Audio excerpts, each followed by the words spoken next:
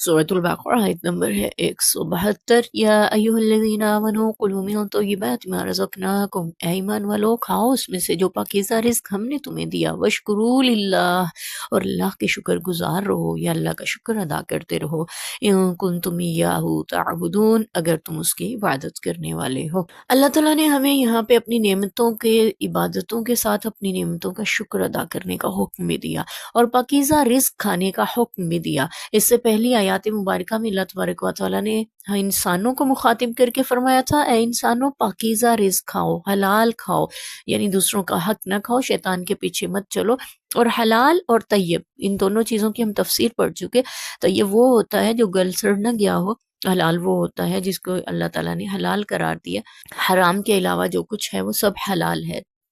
پاکیزہ اور طیب چیزیں شریعت اسلامیہ میں حلال ٹھہرائی گئی ہیں، خبیث اور خراب چیزیں اسلام کی شریعت اسلامیہ میں حرام قرار دی گئی ہیں۔ اور اس کا شکر ادا کرتے رہو۔ شکر کیسے کیا جائے؟ عملی طور پر بھی شکر، اور کھانے کے بعد کی جو دعا ہے اس میں بھی ہم رب کبریا کا شکر ادا کرتے ہیں۔ بہت سی مسنون دعائیں ہمیں کھانے کے بعد کی مل جاتی ہیں جو ہم پڑھتے ہیں، اہتمام کرتے ہیں۔ کھانے کے بعد الحمدللہ سے بھی شروع ہوتی ہیں۔ اللہ کا شکر، کھانے پینے کے بعد کچھ بھی کھائیں پئیں اللہ کا شکر ضرور ادا کریں، چاہے وہ پھل ہے، چاہے وہ آپ کے فاسٹ فوڈز ہیں، چاہے وہ آپ کے دودھ سے بنی ہوئی چیزیں ہیں، چاہے وہ گندم سے اناج سے بنی ہوئی ہیں، چاہے گوشت سے بنی ہوئی ہے، کچھ بھی آپ کھا رہے ہیں سب کے لیے جنک فوڈز ہیں یا آپ کے ہیلدی فوڈز ہیں، کھانے کے بعد الحمدللہ ضرور کہیں۔ حلال کھائیں، طیب کھائیں۔ بسم اللہ پڑھنے کے ساتھ آداب سکھائے نبی پاک صلی اللہ علیہ وسلم نے کھانے کے ہمیں، جس میں مختلف احادیث مبارکہ سے ہمیں یہ مفہوم ملتا ہے کہ کھانا کھاتے وقت سنت ہے دائیں ہاتھ سے کھایا جائے، بسم اللہ پڑھ کے کھایا جائے، بیٹھ کر کھایا جائے، کھانے سے پہلے ہاتھ دھوئے جائیں۔ آج دنیا ہمیں اس بات کی تعلیم دیتی ہے کھانے سے پہلے ہاتھ دھوئیں، کھانے کے بعد ہاتھ دھوئیں، اور بڑے اس پہ لمبے چوڑے پروگرامز کروائے جا رہے ہوتے ہیں، بچوں کو سکھایا جا رہا ہوتا ہے۔ نبی پاک صلی اللہ علیہ وسلم نے ہمیں اتنی صدیاں پہلے ہی بتلا دیا کھانے سے پہلے ہاتھ دھوئیں گے، اور پھر کھانا کھانے سے پہلے بسم اللہ بھی پڑھیں گے، بیٹھ کے کھائیں گے، اپنے دائیں ہاتھ سے کھائیں گے، کھانے کے دوران منہ سے آوازیں نہ نکالی جائیں، اور کوئی ایسی حرکت نہ کی جائے جس سے دوسروں کو کراہیت محسوس ہو۔ اور یہ بھی کہ آپ جب کھانا کھا رہے ہوں مل کے تو اپنے سامنے سے کھائیں، پلیٹ کے درمیان سے مت کھائیں۔ اور کھانے کے آداب یہ ہیں کہ آپ اپنے سالن، اپنے چاول اگر کھا رہے ہیں اس کو کنارے سے کھانا شروع کریں، لیکن اگر پھل وغیرہ کھا رہے ہیں تو اس میں جو آپ کو پھل اچھا لگ رہا ہے آپ اسے چن کے کھا سکتے ہیں۔ جیسے انگور وغیرہ رکھے ہوئے ہیں کہ پلیٹ میں، تو آپ کو اس کے لیے حکم نہیں ہے کہ آپ کنارے سے ہی کھانا شروع کریں گے، بلکہ اس میں یہ ہے کہ آپ جہاں سے آپ کو اچھا جو پھل لگ رہا ہے اس کو آپ لے کر چن کے کھا سکتے ہیں۔ اور کھانے کے بعد اللہ کا شکر ادا کریں، الحمدللہ کہیں، اور کلی بھی فرمائیں۔ کھانے کے بعد کی دعائیں بھی پڑھیں، یہ بھی شکر میں ہے۔ اور ساتھ میں یہ کہ عملی طور پر رب کبریا کے شکر گزار رہا جائے۔ اللہ نے فرمایا ان کنتم ایاہ تعبدون، اگر تم اسی کی عبادت کرنے والے ہو، اللہ کی عبادت کرتے ہو۔ ہم میں سے ہر ایک کو دعویٰ ہے کہ ہم اللہ کی بندگی کرنے والے ہیں، صرف اللہ کی عبادت کرنے والے ہیں۔ اللہ نے پھر اس کا شکر بھی ادا کرو، صرف عبادت ہی نہیں شکر بھی چاہیے۔ انما حرم علیکم المیتۃ، آیت نمبر 173، بے شک اس نے تم پر جو چیزیں حرام کی ان میں سے ہے مردار، والدم اور خون، ولحم الخنزیر اور خنزیر کا گوشت، وما اہل بہ لغیر اللہ اور ہر وہ چیز جس پہ غیر اللہ کا نام پکارا گیا ہو۔ یہاں پہ اللہ تعالیٰ نے 4 حرام چیزوں کا ذکر کیا۔ سب سے پہلے مردار۔ مشرکین مکہ یہ کہتے تھے کہ عجیب بات ہے، جس چیز کو تم خود مارتے ہو یعنی ذبح کرتے ہو، جس جانور کو، حلال جانور کو، اس کو اپنے لیے حلال سمجھتے ہو، اور جس سے اللہ مار دے اس کو حرام قرار دیتے ہو۔ کیا انہوں نے ایک اپنے دماغ سے لوجک تیار کی؟ تو اللہ تعالیٰ نے ہمیں جو یہ مردار کھانے سے روکا ہے اس میں بہت بڑی حکمت ہے، اور وہ یہ بتائی جاتی ہے کہ جب آپ جانور کو ذبح کرتے ہیں اس کا فاسد خون جو ہوتا ہے، جو انسان کی صحت کے لیے مضر ہے، وہ بہہ جاتا ہے اس کی خاص رگوں کو کاٹنے کے سبب، تو وہ آپ کے لیے طیب ہو جاتا ہے، پاکیزہ ہو جاتا ہے، مضر نہیں رہتا آپ کی صحت کے لیے، اس لیے اللہ نے ذبح کرنے کا حکم دیا ہے۔ اور جو جانور از خود مر جاتا ہے کسی کی چوٹ لگنے سے، گرنے سے، سینگ لگنے سے، لاٹھی لگنے سے، یا گلا گھٹنے سے، کسی بھی سبب سے مر جائے، ذبح کرنے سے پہلے مر جائے، تو وہ حرام ہو جاتا ہے۔ اس کی حرمت کی وجہ یہی بتائی جاتی ہے کہ اس کا فاسد خون جو ہوتا ہے وہ اس کے اندر ہی رہ جاتا ہے، اس وجہ سے وہ مضر صحت ہو جاتا ہے، اللہ نے اس کو حرام ٹھہرا دیا۔ اللہ تعالیٰ کو آپ کی جسمانی صحت کا بھی خیال ہے، آپ کی روحانی، اور آپ کی جو کچھ کھاتے ہیں نا اس کا اثر آپ کے جسم پہ بھی ہوتا ہے، آپ کی روح پہ بھی ہوتا ہے، آپ کے بدن پہ بھی ہوتا ہے، آپ کی روح پہ بھی ہوتا ہے۔ اس لیے اللہ نے حلال اور طیب چیزیں کھانے کا کہا ہے تاکہ حیا، ایمان، غیرت باقی رہے۔ اور دوسری چیز ہے خون۔ خون سے مراد وہ خون ہے، آگے چل کے اللہ تعالیٰ نے اس کی تفصیل بیان کی ہے، دمم مسفوحہ، یعنی وہ خون جو ذبح کرتے وقت بہہ گیا ہو۔ مشرکین مکہ اس کو بھی اپنے لیے جائز سمجھتے تھے، پی لیا کرتے تھے، کچھ ایسے کہ آتی ان میں قربانی کرتے تھے، اس کے بہے ہوئے خون کو بھی لا کے بیت اللہ کی دیواروں پہ مل دیا کرتے تھے۔ تو اللہ نے فرمایا وہ خون بھی حرام ہے جو بہہ گیا ہو، ہاں جو انتڑیوں وغیرہ سے لگا رہ گیا وہ حرام نہیں ہوتا ہے، اللہ عالم۔ اور لحم الخنزیر، خنزیر کا گوشت، خنزیر ویسے ہی حرام ہے ہماری شریعت میں، یعنی کلی طور پہ حرام ہے۔ اب اس کی بارے میں مختلف تفاصیل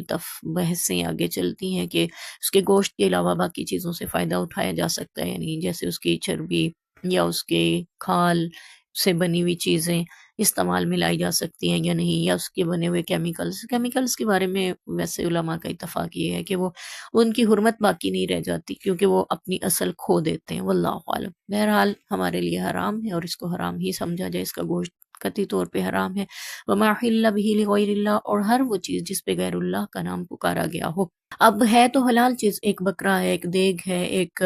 آپ کی بنائی ہوئی کوئی اچھی سی کھانا ہے، یا کوئی اناج ہے، کچھ بھی ہے، آپ جب اس کو غیر اللہ کی طرف منسوب کر دیتے ہیں تو وہ حرام ہو جاتا ہے۔ جیسا کہ فلاں دربار کے نام کا بکرا، فلاں پیر صاحب کے نام کی دیگ ہے، یا فلاں کے نام کی سبیل ہے، تو یہ چیزیں حرام کر دیتی ہیں۔ اسی نسبت سے ہمارے ہاں دو بحثیں چلتی ہیں، ایک یہ کہ جو کچھ ہمارے ہاں عید میلاد النبی کے نام پہ ہوتا ہے، یا پھر یوم عاشوراء کے موقع پہ امام حسین رضی اللہ عنہ کے نام پہ سبیلیں لگائی جاتی ہیں، یا پھر چاند کی 11ویں کو شیخ عبد القادر جیلانی رحمۃ اللہ علیہ کے نام کی 11ویں دی جاتی ہے۔ تو اس میں دو طرح کی باتیں پائی جاتی ہیں، ایک تو یہ کہ جو لوگ انہی کی طرف منسوب کر کے یہ چیزیں بناتے ہیں اور بانٹتے ہیں وہ حرام ہو جاتی ہیں، کیونکہ اللہ کے علاوہ کسی غیر کی طرف نسبت کر کے ان کی بندگی اور عبادت کی نیت سے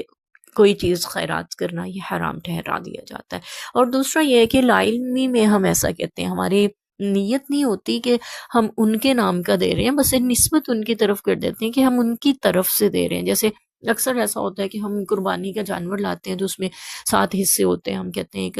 دادا کے نام کا ہے، ایک دادی کے نام کا ہے، ایک امی کا ہے، ایک ابو کے نام کا ہے۔ تو یہ نام کا مطلب یہ نہیں ہوتا کہ وہ ان کی عبادت کے لیے دیا جا رہا ہے، ان نام کا مطلب یہ ہوتا ہے ان کی طرف سے، یعنی دیا جا رہا ہے، ایک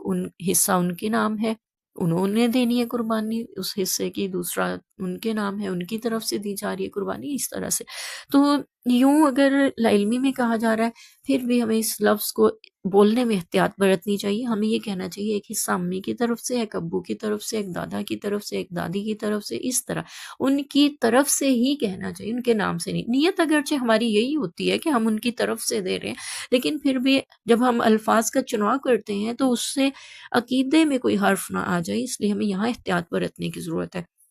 تو یہ لوگ جو سبیل امام حسین رضی اللہ عنہ کی، یا 11ویں شیخ عبد القادر جیلانی رحمۃ اللہ علیہ کی، یا پھر ربیع الاول کا ختم شریف دلا رہے ہوتے ہیں، تو ان میں بھی نیت کا عمل دخل بہت اہمیت رکھتا ہے۔ اگر تو وہ اسی نیت سے دے رہے ہیں کہ ان کی بندگی کے لیے، تو شدی سی بات ہے حرام ہے، اور اس میں کسی مسلک کا کوئی اختلاف نہیں ہے، ہر شخص اس کو حرام، ہر عالم، ہر مسلک اس کو حرام سمجھتا ہے جو اللہ کے علاوہ کسی اور کی طرف منسوب کر دیا جائے۔ تو لیکن اگر دوسرا اس کے میں یہ رائے پائی جاتی ہے، وہ کہتے ہیں کہ ہم ان کے نام کی نہیں دے رہے بلکہ ہم ان کی طرف سے دے رہے ہیں، یعنی ان کے صالح ثواب کے لیے دے رہے ہیں۔ تو یہ صالح ثواب میں کسی کو بھی اختلاف نہیں ہے۔ ہاں یہ ضرور ہے البتہ کہ اگر اس کو دین کا حصہ سمجھ کے کیا جا رہا ہے کہ اس دن یہ کرنا سنت سے ثابت ہے، تو وہ بدعت ہو جاتا ہے، اس لیے بدعات سے بچنا بہت ضروری ہے۔ تو اللہ تعالیٰ ہدایت نصیب فرمائے اور اصلاح فرمائے ہماری۔ لیکن یہاں پہ جو بات ہو رہی ہے وہ غیر اللہ کی طرف نسبت کر دی گئی تو وہ حرام ہو جاتا ہے۔ اب یہاں پہ یہ بھی سوال اٹھتا ہے کہ ہم جو کھیر بنا کے لے کے جا رہے ہیں اس میں نہ دودھ حرام ہے، نہ چاول حرام ہے، نہ اس میں ڈالے ہوئے چینی حرام ہے، تو پھر یہ حرام کیوں ہو گئی؟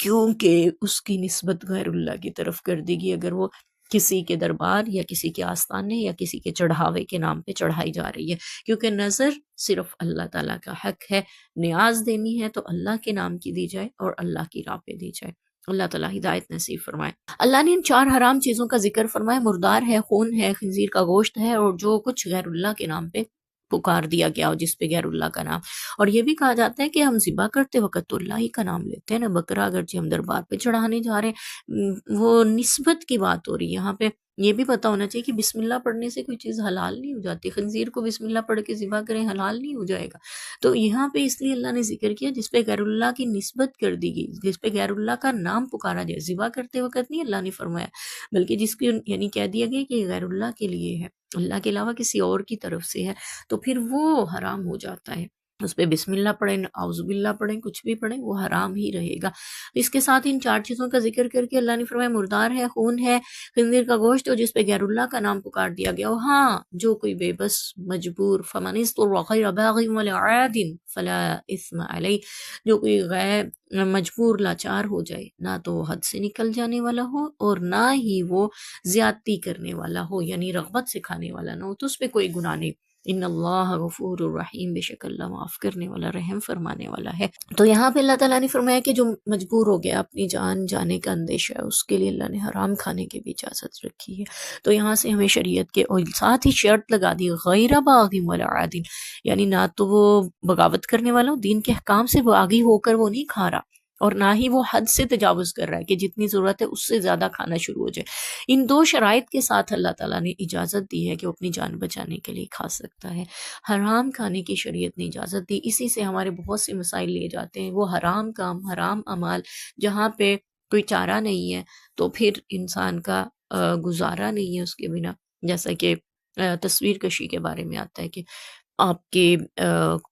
پیسوں پہ، شناختی کارڈ پہ، آپ کے پاسپورٹس پہ اور داخلہ فارم پہ، ان چیزوں پہ جو ہمیں ضرورت پڑتی ہے تصویروں کی بنانے کی، تو یہ حرام ہے تصویریں بنانا، لیکن بنانی پڑتی ہیں تو اس کو حرام سمجھتے ہوئے ہی بنوایا جائے، اور غیر باغ ولا عاد کی شرائط کے ساتھ۔ نہ تو آپ بغاوت کرنے والے اللہ کے احکامات سے، اللہ کے رسول کے احکامات سے، اور نہ ہی آپ حد سے تجاوز کرنے والے، تو اللہ پھر معاف کرنے والا، رحم کرنے والا۔ اللہ ہم سب کو معاف فرمائے، ہم سب پہ رحم فرمائے، آمین۔